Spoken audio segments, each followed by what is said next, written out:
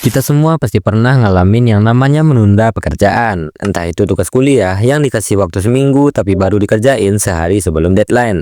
Punya impian yang besar, udah nyusun strategi, tapi malah nggak mulai-mulai juga. Rasanya kayak selalu ada alasan buat menunda gitu.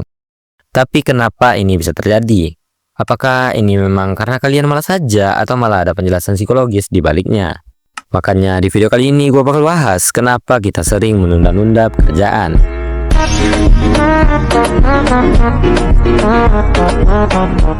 Coba bayangin, kalian punya target yang besar buat ngerubah hidup kalian. Ya misalnya aja pengen jadi konten kreator. Awalnya udah kepikiran konsepnya gimana, nyari referensi, bahkan ngebayangin hasilnya gimana.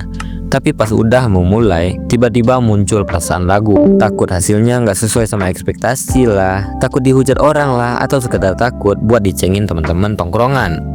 Ya lama-lama, rencana yang tadinya bikin semangat malah jadi beban. Dan akhirnya kalian milih buat menunda dulu, yang ujung-ujungnya nggak jadi. Kalau ini kejadian sekali karena capek, ya itu wajar aja. Tapi kalau udah jadi kebiasaan, hati-hati, bisa jadi kalian udah terjebak dalam siklus prokrastinasi.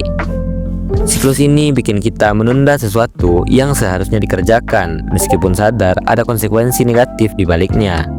Hal ini bisa terjadi karena otak kita cenderung menghindari hal-hal yang terasa sulit atau penuh dengan tekanan. Misalnya takut dihujat, takut gagal, otak kita bakal mengalihkannya ke hal-hal yang lebih menyenangkan. Ya kayak misalnya scroll media sosial atau rebahan. Nah masalahnya, semakin lama kita menunda, semakin berat juga beban yang kita rasakan. Lalu gimana caranya buat bisa keluar dari siklus ini? Kalau tugasnya kerasa berat, cobain deh metode Eat That Frog. Pertama, lu mesti kelompokin dulu tugasnya. Mana tugas yang sulit dan mana tugas yang mudah. Kerjain dulu tugas yang paling sulit. Nah, dengan mengerjakan tugas yang paling sulit terlebih dahulu, ketika udah selesai, tugas-tugas yang lain bakal kerasa lebih ringan. Selain itu, biasakan juga nyatet tugas biar kita nggak cuma ngandelin ingatan. Karena pada dasarnya gini, kita itu pelupa. Jadi karena kita seringnya lupa dan baru ingat pas udah mepet dan deadline, ujung-ujungnya kita malas. Kalau soal target yang besar, seringkali kita takut mulai karena kita takut dihakimi orang lain, takut nggak sempurna atau berbagai hal yang lainnya lah.